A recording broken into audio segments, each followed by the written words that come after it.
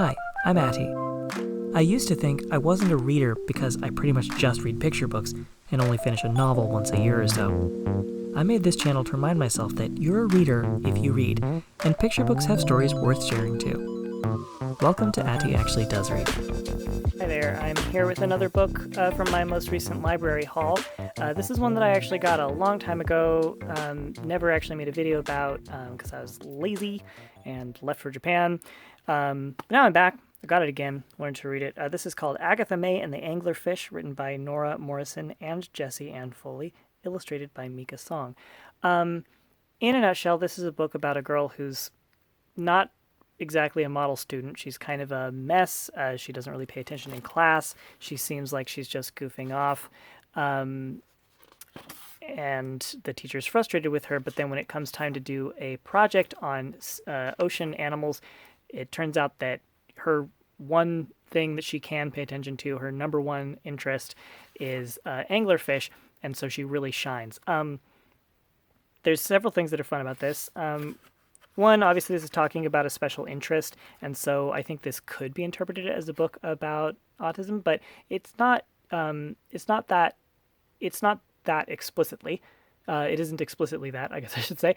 I think that the nicest thing about that is, besides just the portrayal of a kid with a special interest, which is fun and relatable to many children, is that they don't just do the thing that I think a lot of kids' books probably would, where it would just say she has a special interest or she really likes anglerfish and not get into it. This one doesn't specifically have a line that says, well, I guess it sort of does, but it doesn't just say that. It goes on for pages and pages and pages with her talking about real facts about anglerfish, so that you really feel that interest of hers. You really feel the obsession. You really feel the depth of it. You really feel the sincerity of it, and it's demonstrated to you, and you feel like you're part of the story by reading that, and really part of her emotions, because you start to become fascinated by what she's talking about.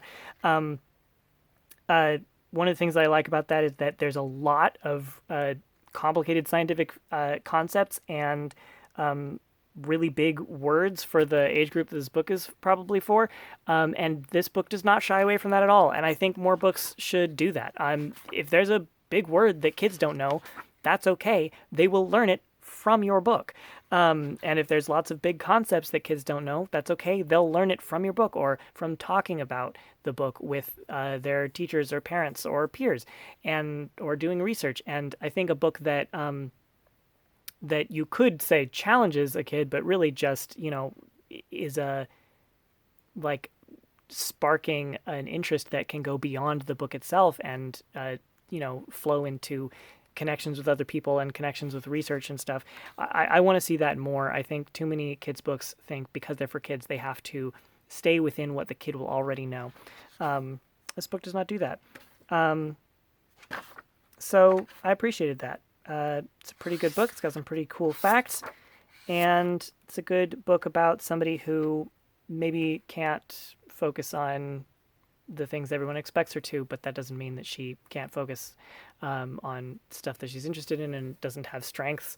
And I think that this book does a good job of valuing the strength that this character has, even though it's not what's expected, and even though it's just something as simple as being interested in a fish. It really does a good job at valuing that as much as I think it should be valued. So, yeah, pretty good. I liked it. It's also in rhyme, which it gets away with, I think.